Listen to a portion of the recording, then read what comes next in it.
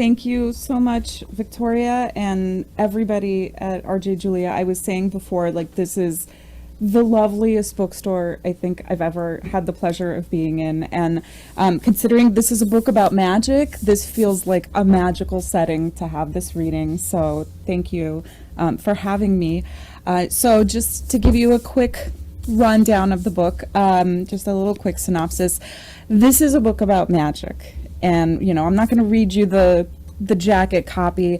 It's magic in the literal sense of sage magic, because it is about a magician who disappears and in the middle of her act, and 10 years later, still nobody has seen her. And meanwhile, her sister Sasha is left to kind of deal with the fallout and continue her life and live in, to some extent, the shadow of having this larger than life celebrity sister. But it's also about, I would say, everyday magic that we find, you know, the magic in just the relationships that we have with our loved ones, and sometimes even the connections we have with strangers. And also the capital M magic that maybe has a question mark after it, of those strange, inexplicable things in the world that kind of sometimes touch us or sometimes we witness secondhand. So the way that the book is structured is that it alternates between Sasha's narrative chapters in the present day, dealing with the impending 10-year anniversary of her sister Violet's disappearance, and then alternating with episodes from podcasts, news articles, emails, letters, odds and ends that paint a picture of who Violet was, kind of all these different pieces, because she did show herself differently to different people. So the podcast host talks about how he's, you know, that she's a puzzle, and he's going to use this podcast to try to solve the puzzle of Violet Volk. And so the passage I'm going to read to you is, it's not the first episode of the podcast, it's episode 0.5. So it's kind of like a little mini-sode that the original title that I had for it was The First Time I Saw Violet, and then I decided to change it to something a little bit snazzier. So it's actually called now, hold on, let me find it.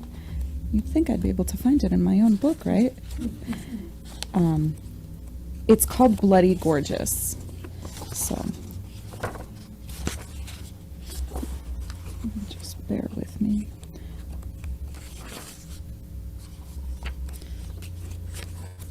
I usually have a Post-it.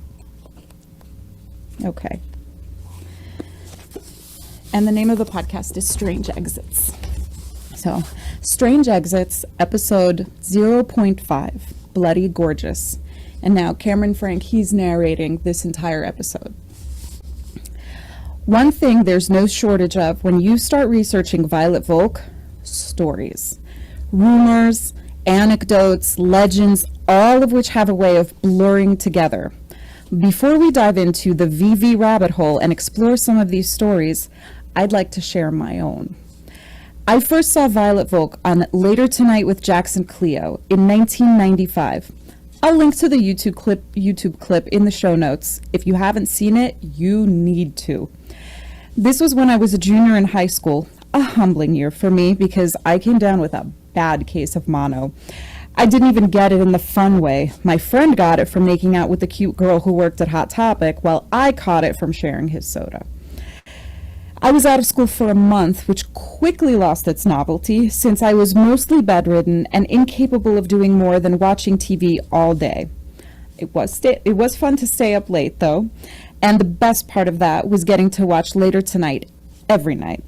Jackson Cleo was famous for going off script, ad-libbing his opening monologues, having impromptu conversations with audience members, and steering celebrity interviews into uncharted and uncomfortable territory. For those brave enough to run his gauntlet, it elevated their fame and made for memorable water cooler moments. At this point, Violet was still unknown, working at Marabou, a burlesque club on the Lower East Side of Manhattan. Jackson Cleo had been to the club for a bachelor party and was blown away by Violet, the only burlesque performer to incorporate magic into her routine. He went back to see her act a few times and raved about it on the show every time, joking that she wasn't a magician. She had to be a witch. It was the only way to explain some of her impossible tricks. His producers hadn't been able to get her on the show, so he extended a personal invitation right on TV for her to drop by later tonight. A few days later, Jackson got a life-size skeleton made of candy along with a note from Violet saying she couldn't make it because she had a meetup with her coven in Salem. Jackson showed off the skeleton on the show and had a good laugh over it. But, of course, this also got him even more worked up. It turned into a regular bit between them. He'd implore her on the air to be his guest, promising he wouldn't drown her or stick needles in her because he had a progressive attitude toward witches. She kept turning him down. Her broom was broken, so she had no transportation. She was busy scrubbing her cauldron. You get the idea. When she finally did appear, a few months after their back and forth, she came out in a prim white dress that covered every inch of her body from the neck down. Imagine a Victorian nightgown. Quite a departure from the sexy, flashy ensembles Jackson had mentioned when describing her performances. As soon as she sat down, Jackson teased her about her modest look, asking if she had a date with Ebenezer Scrooge, saying he would have brought ingredients to make s'mores if he'd known they were having a slumber party, that sort of thing. Violet laughed along, ever the good sport, and said she wanted to look sweet and virginal for him, which made Jackson go tongue-tied. It was rare for him to appear nervous in front of a guest. This guy kept to school when interviewing supermodels, presidents, some of the most famous people in the world. Did he have a crush on her? That was the real reason he'd been chasing her for months to be on his show, right? Violet stated this hypothesis playfully, but Jackson stuttered and squirmed in his chair, waving away the audience's hoots at his flummoxed state. Then things got more interesting. When asked about doing burlesque, Violet said it was all about being tantalizing, hinting at what you might reveal. The best burlesque dancers could drive a man crazy just by taking off their gloves. She asked if he'd like a demonstration, and Jackson just about fell out of his chair. The band started up classic old-timey stripper music, and Violet stood. What followed was arguably the world's most erotic below-the-elbow undressing. First, she teased Jackson and the audience by tugging up her sleeves, revealing long white gloves with tiny satin buttons. The removal itself felt both agonizingly slow and over much too quickly. Each unfastened button a delicious torment. We gradually glimpsed the bare skin of her arms, then wrists, then palms, then fingers, and then there was a collective gasp when her nails were revealed. Claws might be the better term here. They were metallic and pointed like some kind of strange, sexy love child of Wolverine and Edward Scissorhands. When Jackson asked if her nails were as razor sharp as they looked, Violet grinned and said, "You tell me." Then she tossed her gloves in the air, waved her hands at warp speed, and slashed the fabric into ribbons, then the ribbons into smaller pieces, which became handfuls of confetti. Violet blew the confetti at Jackson, who now looked like he was covered in fake snow. The good-natured host laughed while brushing the confetti off his suit jacket, then stopped abruptly. "Violet, you're bleeding," he pointed to his temple. Still standing, Violet wiped at the trickle of blood running down the side of her face with her sleeve, saying she must have accidentally nicked herself. In the process of trying to clean up, she cut herself several additional times with those metal talons until blood was pouring out of her head, cartoonishly, staining the top of her dress red. "Should we call you an ambulance?" Jackson lobbed the question as a joke, but there was genuine horror creeping into his face. "I'm starting to feel like we're remaking Carrie here." At this point, the audience was shrieking. Every time Violet tried to wipe up the bleeding, she only did more damage until the blood was gushing out of her, soaking the rest of her dress, which was now entirely red. Unsure of how to react, Jackson asked what he could do to help. Violet smiled sweetly, tilted her head, batted her eyelashes like a southern belle. Do you have a handkerchief I could borrow? I think I have a little something. She pointed at her face, which was covered in red smears. Jackson slid over a box of tissues, but Violet waved them away, said, "Never mind. I just need to do something about these wet clothes." She slashed at the lower part of her dress and exclaimed with delight when she found a box of matches at her feet, saying this would help speed things along. The camera zoomed in close on her face for a moment, and she flashed the scariest and sexiest smile before setting her dress on fire. "Oh no!" she screamed and spun around, trying to put herself out. Somebody from offstage ran in with a fire extinguisher and aimed the nozzle at Violet. A cloud of white smoke enveloped the entire area around Jackson's desk. A few seconds later, it began to clear. Violet was now perched on the desk, wearing a skimpy red dress covered in sequins and fringe, not a drop of blood on her. From my sick bed at home, I felt like I was watching a delirious dream. Within a year, everybody would know who Violet Volk was. And yet, to this day, I wonder if anyone can truthfully say they really knew her. Thank you. So that's a little teaser. And I am happy to answer any and all questions. I always tell people, like, please don't be worried about getting too nosy. Like, I've never been asked a question that felt too personal. So I believe the lady in the front row had a question earlier. We could start with you. Yes, I just was asking during the lockdown if you felt more creative or less creative because of, you know, the lockdown situation. Yeah. And so as I started to answer, both is the answer. So, you know, it's one of those things. I don't know who's a Twilight Zone fan. It's one of my favorite shows. It's like that episode with Burgess Meredith where, oh my God, I have time enough at last and my glasses are broken. So it kind of felt like that, like I have the opportunity, I have no reason to be out, and yet it felt kind of, at the same time, you know, it was nerve-wracking with everything going on. My mother, she's a medical secretary at an oral surgery clinic, so she did not miss a day of work. She's 65. She's going to be 65 next week, and there were like 20 somethings that were too scared to come in. She was going into the office every single day, picking up extra shifts. So I was a nervous wreck for her, and you know, for so many people. But at the same time, and my book Oona Out of Order had come out like right as the pandemic was starting, but it was really incredible to see the reaction and the kind of the response for that book that I got was that it was so nice to have like an escape, and just kind of it was like a little happy place, like they could just forget about everything and get lost in this book.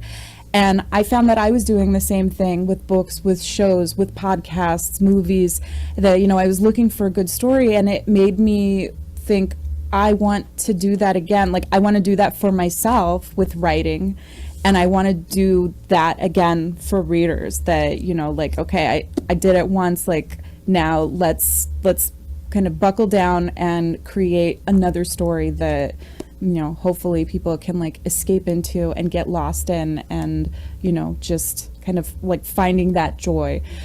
It was also tricky because I started writing like parts of 6 different books, and after the publication process of Oona was a very long road. So it was probably like 3 years from the time I finished the first draft to the time that it was like actually published in book form. And so yeah, there was a lot of, oh my gosh, am I just going to keep getting ideas and then hit a wall?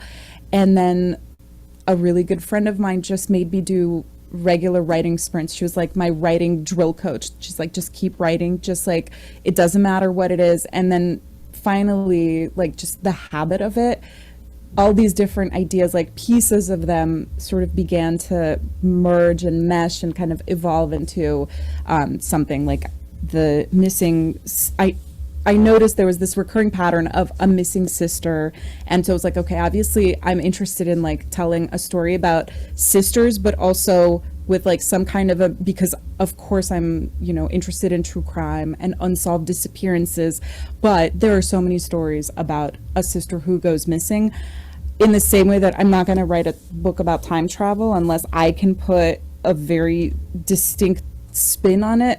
I'm not going to write a book about a sister who goes missing unless there is something very different that I can say. And then as soon as I was like, well, she's a magician. Okay. So it's not just a story about sisters, and it's also a story about show business. And then as I was researching that show business, that 92% of is male dominated. So it's like, oh, I'm like uncovering all these layers as I kind of go delve further in. So then I finally hit my stride with it, and I was able to kind of get lost and be productive. So, but it was definitely a journey.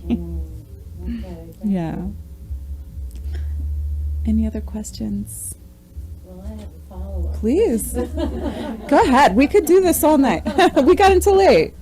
Do you think, other than the sister part, Mhm. the sister's part, do you think that the magic and the magician aspect came from being in a place of, you know, having to stay inside and wishing, you know, it could be different, and like, did that have something to do with that Definitely. part of it? Yes, because I was thinking like, you know, everybody is kind of, it's so rare that you have kind of the whole world kind of in a similar mind state and worrying about one thing. And you know, it just made me think like beyond it, like what do we all need right now? And I thought like we could all just, I mean, besides the obvious immediate needs, but just like we could use that sense of like wonder and hope and magic. And of course, you know, I decided to be as literal as possible by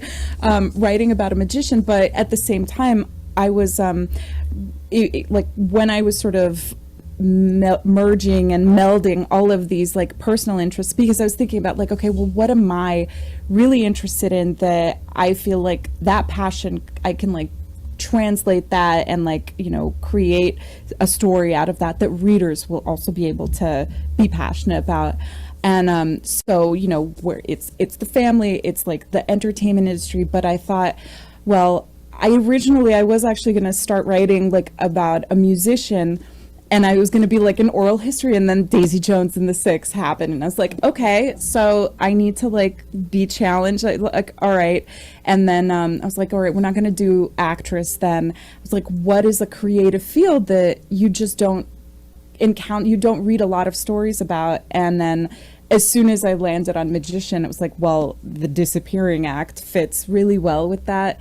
And it was also really fun just to watch like a lot of YouTube videos and read books about like the history of magic and find out like how the illusions are done to get, you know, it satisfied my own curiosity from when I was a kid, and just seeing magic shows on cruises with my mom and my jaw on the floor, like how he was here 1 second and now he's all the way in the back of the theater, like that's impossible. So it was fun. It's like writers give themselves homework, but it's homework that we love to do. So it was a lot of fun homework. Okay, thank you. Mm-hmm. In your research, did you learn any of the tricks of the trade of the magicians? I did.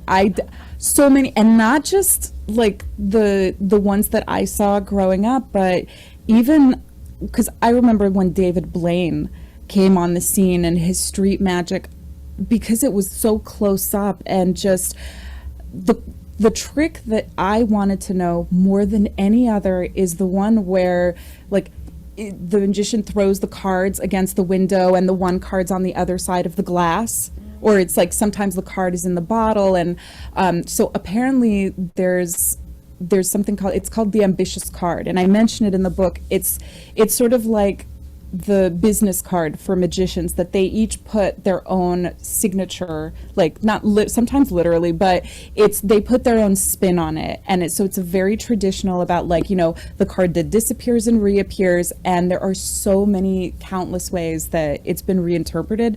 But the version with the card behind the window tortured me for years. And then I finally found, I don't even know how and where, but I found this, like, somebody wrote up this 20-page paper on how David Blaine's tricks are done, and it's just one of those, like, you can find it online. And so I just read it, just no way, like, I felt both like I shouldn't be reading this, and oh my gosh, I'm devouring this. And so it was when I ended up watching, like, the different performances after, like, now knowing, I found that a lot of the times, even if I didn't read about, like, that specific illusion, I was able to figure out how things were done, but it still gave me such an appreciation of the artistry that's involved, and, like, oh wow, like, just that little movement with the hand or this flourish, and just it gave me a lot more respect for this. It is an art form and it is a form of entertainment, but I feel like it's often kind of, like, dismissed or laughed at, or, because there's nothing worse than a bad magic show. My husband and I, we once took a cruise where we saw the worst live magic imaginable. Like, we're talking, like, the fake tip of the finger, like, came flying off at one point into the audience. Like, it was hilarious, but unintentionally so. And but when you see it done well and it creates that kind of awe-inspiring feeling, it was definitely fun to go behind the scenes. I feel like I reached a point where I was like, I don't want to know too much, though, because I still want to, like I purposefully did not research Penn and Teller's tricks, because I would love to someday see them live, and I want to just enjoy. And they have some effects that I am completely just baffled by, and I want to stay that way because I love that feeling. Yeah.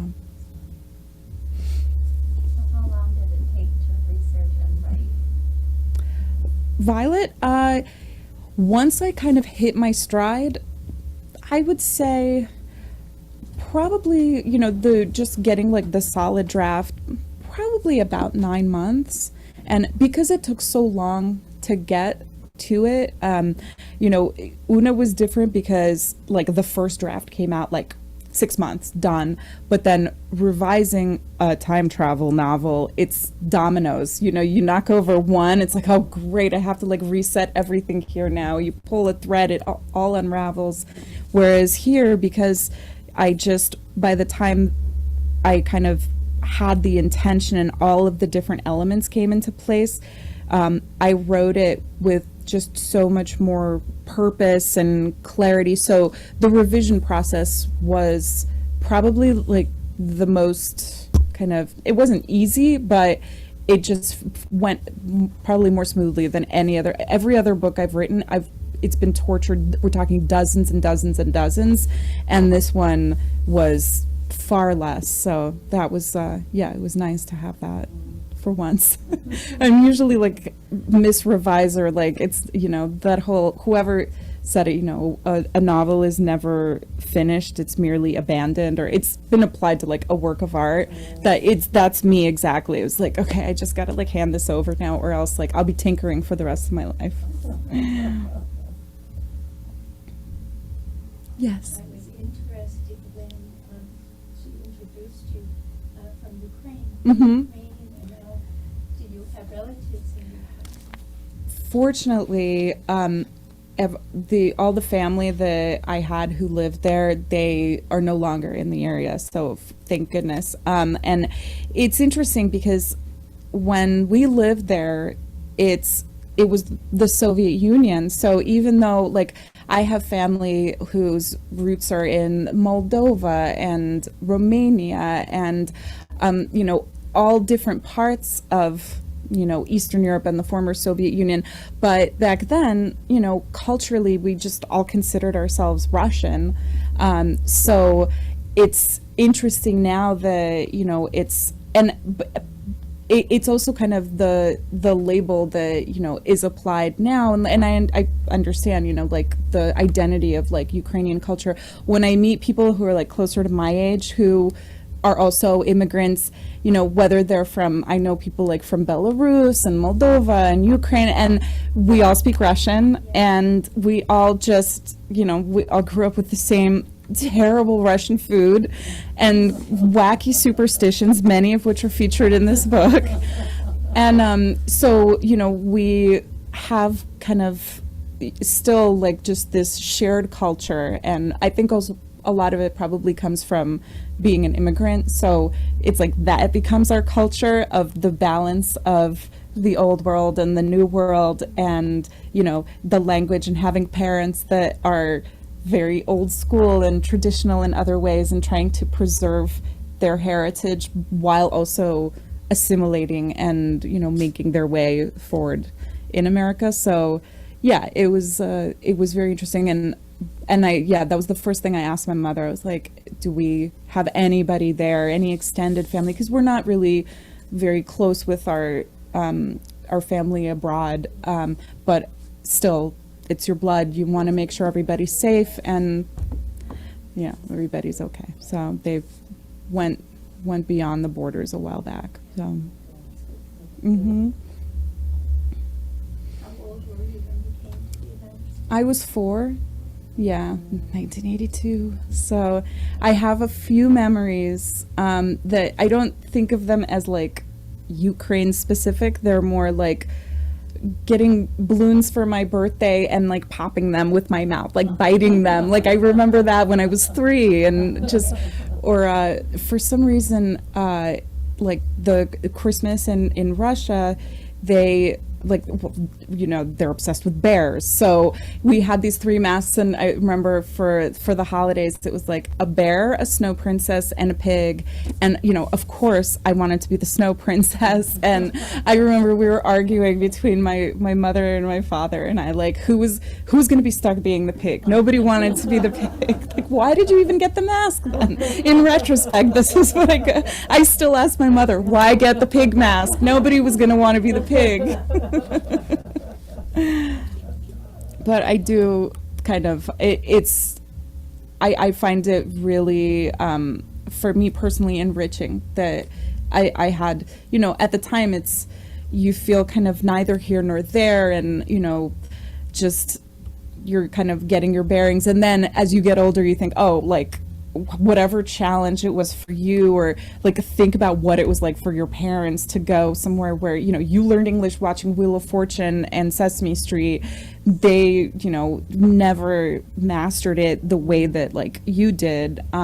So just like that growing appreciation, like the older I get, the more I'm like, wow, I moved to England on a lark out of college, and I remember I never even set foot in London before, and I just moved there, and I remember being terrified, like, what did I just do? And then thinking, I at least know the language. I don't know anybody here. I don't know my way around, but I can at least, like, it's like whatever fear, and I don't have a small child that I need to raise and care for and provide for. So I definitely like developed such an appreciation for all of the sacrifices they made, and just the different perspectives that I was able to grow up with. Yeah, thank you. Would you ever consider maybe writing something about The immigrant experience? The immigrant, I mean, It's different places in each other. Yeah, it's something I feel like that's always orbiting around me, like at different, like sometimes it's like far away and I'm like, it's always there. Sometimes it's close. I'm like, maybe, I've started little scenes here and there, and it's sort of the same. My mother is probably the most interesting person I've ever known. She has the craziest stories that I still don't know to this day what's true, what isn't. My friends who listen to her, my husband says, I believe about 30% of the stories she tells me.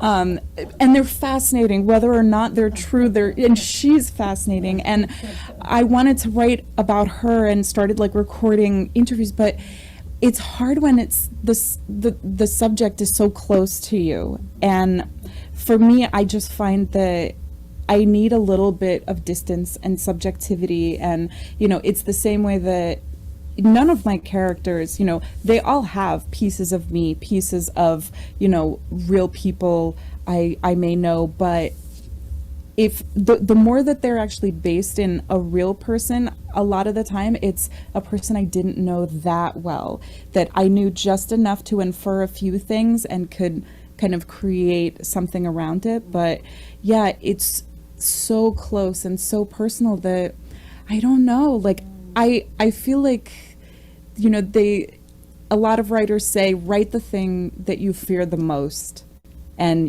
like that's the thing you need to write. So maybe it is, because I do feel like it's so big and there's so much that I don't know where to begin, but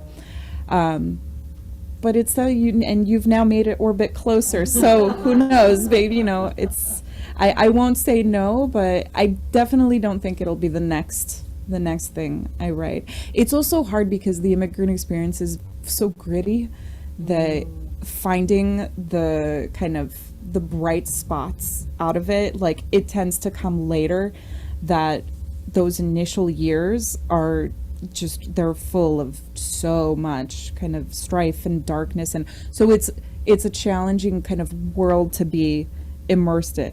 It was kind of in the same way with writing this book. I was like, well, I'm not going to write a true crime style novel or a thriller, because I don't want that kind of like dark, oppressed, like you still have a sister who's mourning her, like the unexplained and unresolved disappearance of her sister, but I needed to balance it with enough enough lighter moments, enough humor and strangeness, and just to kind of make it feel like it didn't have like an oppressiveness that that I wouldn't want to kind of inhabit this world.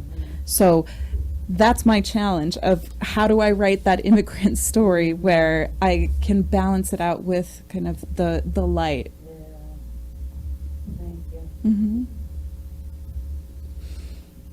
Any other questions? Do you have some favorite authors that you Oh, of course. Margaret Atwood is just incredible.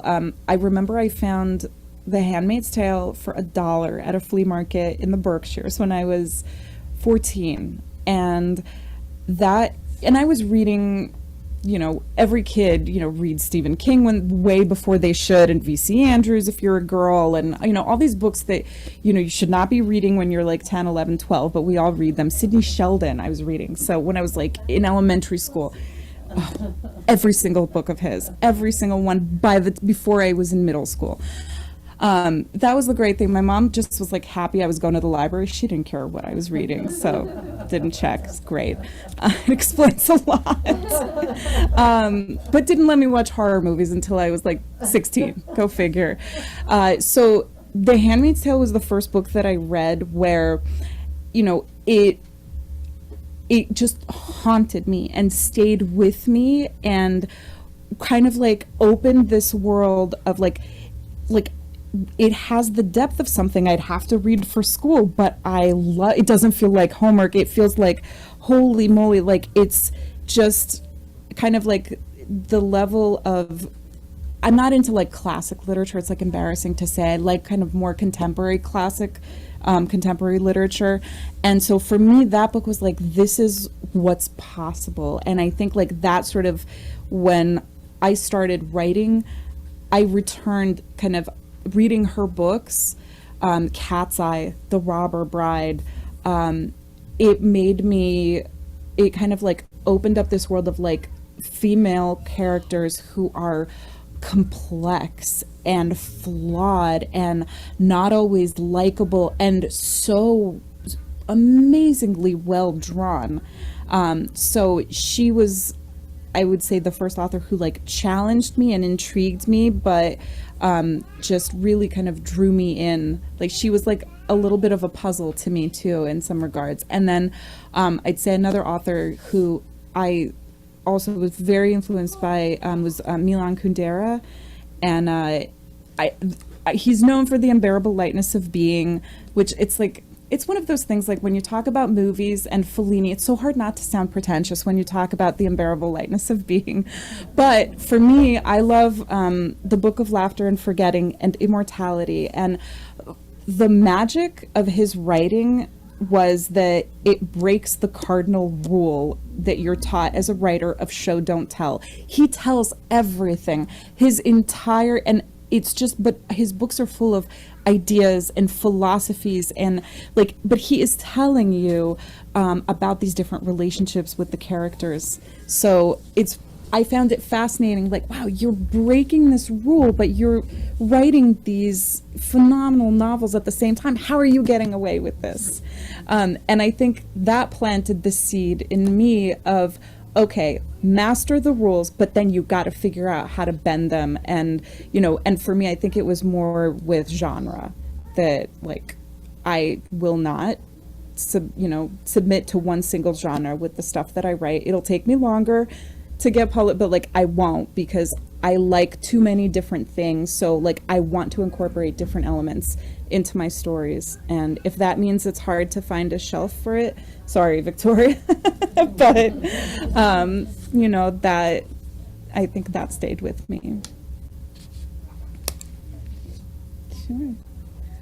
Are there rules for how you infuse podcasts and all the new medias? I mean, that's the way people consume information now. So Yeah. to make that relevant in the book must have been interesting. I did look, well, for format, there were a couple of books that I had read that, I remember there's this one young adult novel, Sadie, that is part podcast episodes, and that's like a dark, gritty, it really reads more like adult fiction, but beautifully written. And so when I read that, I was like, oh, that's how you do it. Like with the podcast format, it was so well done. So I did there were some books that I studied, or Where'd You Go, Bernadette has a lot of email correspondence. And I think the fun aspect of that, and the challenge is, why do you need this? What part of the story does it tell that you can only tell in this format? So a lot of the letters that are in the book, they reveal things about the relationships between the characters that you wouldn't know otherwise, and even something like a little note card from a flower shop that just has like 2 sentences on it conveys like what the dynamic is between these 2 characters, these 2 other characters. And so yeah, and also for me, I find it like, maybe I'm just like a snoopy person, but it makes me feel like I'm sort of reading something like really private, and like I shouldn't, even if it's fictional. I love like epistolary novels and novels that do play with form. So for me, it was fun to kind of like, all right, let's see if I can get away with this. What can I do? So Are you a teacher also? No, I'm not. No, Professor at university? oh gosh, no. I admire, there were so many teachers growing up that I like really was just respect so much. And I thought about it very briefly during my, I don't know what to do with myself. I have a creative writing degree. Nobody's knocking down my door for being a writer. But I just, it's like parenthood, that you have to have a certain disposition and patience and that kind of nurturing person to person. I was an editor, like a freelance editor, and I loved that. Like I like doing one-on-one nurturing and helping other writers. But then now I really just focus on, writing the books. It's either writing phase or promoting phase or editing phase. So that keeps me pretty busy these days. How often do you write every day when you're writing a book, when you're into writing it? When I'm into writing it, I would say not every single day, because I feel like I need to have, it's funny, even though I have like a flexible schedule now, I still sort of ascribe to the like, I do my work Monday through Friday, or Saturday. If I have a deadline, if I have a deadline, I had a production schedule where I worked 2 or 3 weeks, and I took off like my birthday, and I just worked the whole way through. So I can be very all or nothing with it. But when it's just drafting at my leisure, I'd say 5 or 6 days a week. And I tend to be more productive like afternoons, evenings. It used to be late night, but now that I have a dog, she's already a night owl, but I can't like get her into like a 4 a.m. bedtime. Like that's just too much. We've got to like set some boundaries. So yes. Have you narrowed down like what your next book will be and all your ideas? I think so because I had so many left over. Yeah. And I've had this idea haunting me for the last at least 15 years. I've had the title and the idea, and there's this belief among many writers that if you are lucky enough to be graced with a good idea and you sit on it for too long, it is like a butterfly gonna fly away and end up with another writer. And it's funny because I've heard other authors talking about this, and that like one, Elizabeth Gilbert, who wrote Eat, Pray, Love, this happened to her with the author Anne Patchett, and it was an astonishingly specific story idea that involved like the Amazon, and like it was incredible. Like she just didn't get there fast enough, or like she hit that wall. So, but Anne Patchett didn't, and she wrote the book that ended up being, I believe, either Commonwealth. I think Commonwealth was the book. So I feel like, all right, it's been over 15 years, and the title, I Google it from time to time to make sure it hasn't been taken. The title is still available. Nobody's written a book with this title. I haven't seen anything with this idea. I feel like, and I've started outlining. I don't really outline. I write just like character ideas, anytime I try to outline, it veers wildly when I actually draft. But I feel like I have enough of a blueprint that like, okay, finally the time has come. We better act fast. So yeah, I'm very excited. Like really, once the book tour's over and I have a few more interviews, like I'm just diving right back into it. So yeah. Can't wait. Oh, thank you. Have you been an editor? Does that change your perspective when you're writing? Oh yeah. I feel like every writer should at least freelance as an editor, or at least be taught. And there's different types of editing. Like there's developmental editing, the big picture, there's line editing. I'm very persnickety, so I was a very good but torturous line editor sometimes. Like you want the tight prose, like come to me. I will make, like I have this weird obsessive thing about too many sentences beginning with a pronoun. I once, like a friend of mine who's a writer, highlighted, she had like a page, every sentence began with like he, she, I. And I was like, highlight. She's like, okay, I get it. And then she's like, all right, it's a lot better now. But it also makes you realize the mistakes you make in your own writing. So I did find that like when I would point out other things and then I would start writing, so I'm like, oh my gosh, I'm doing this same thing. Like I'm using too many adverbs, and this is passive voice. But every writer will also say, like, you just have blind spots. Even if you know all the right things, just with your voice and your style, there are going to be things that you don't, and sometimes they're just so random. Like I had an author, beta read for me. She's like, you use the phrase low key a lot. And I was like, I went through Oona Out of Order and I took out like 6 or 7 low keys. So thank you, Emily Collin. Yeah, it's great though. It's, you know, having the other side of it is very helpful. Are we doing okay on time? Yeah. Oh, okay. Just want to make sure. Any other? You mentioned witchcraft. Mm. Do you delve into that Oh, in the book?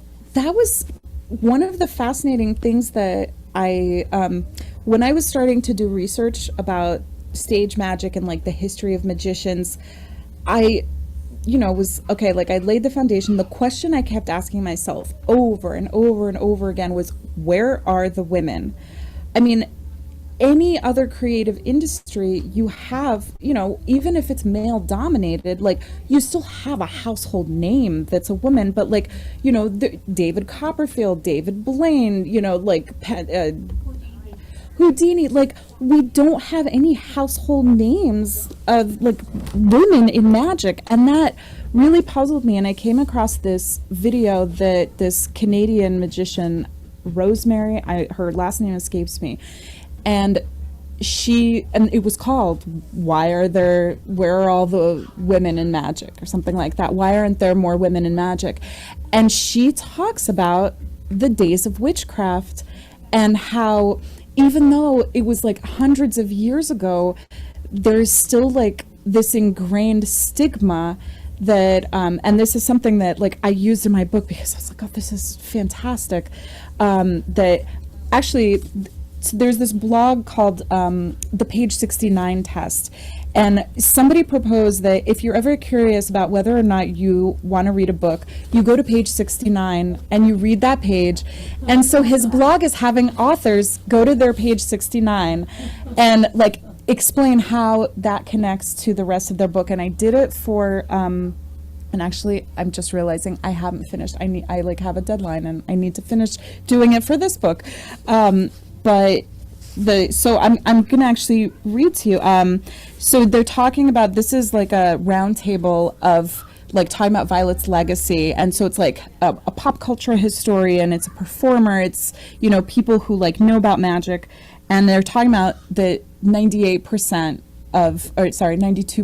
of magicians are male, and that also includes like the awards, Magician of the Year awards. And so somebody's saying, you're kind of downplaying the tragedy of this 8% statistic. There's no other creative industry where women are outnumbered by men to such an appalling degree, and it's easy to see why. The lack of mentorship and resources for girls and women, the ingrained history of ingrained misogyny. And then the pop culture historian says, if we're going to take the historical route, it's also worth mentioning witchcraft hysteria. We're going back hundreds of years, to be sure, but considering all the women accused, persecuted, and even executed for being witches, I could see, even in more contemporary times, a woman performing stage magic getting muddled with her performing actual sorcery.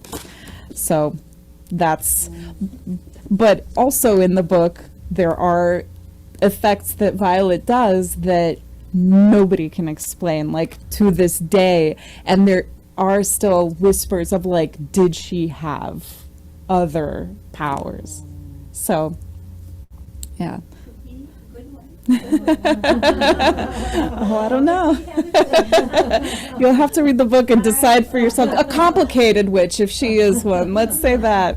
I like to look at, I think, everybody's shades of gray. Oh, boy. Yeah. Well, that's another question. How about a movie?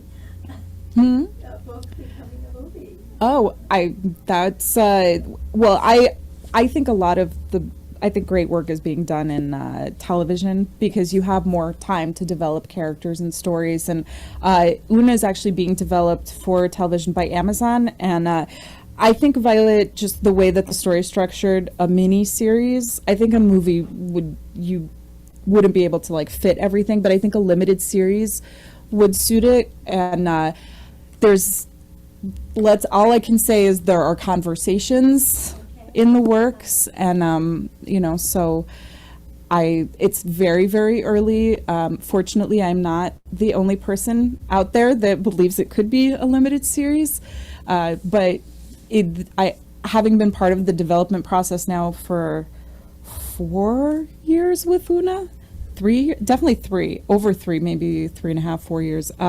It can take a long time. So I just, all I can control is the books I write, and whatever people want to do with them, that's a whole other, that's gravy. I'm just listening to an audiobook on the pioneers of television and their women. Mm. And definitely women. Betty White is one of them. Yes, and there's a magician, Dell O'Dell. She was the first magician. She had her own television show in the 50s. Dell O'Dell, O''Dell.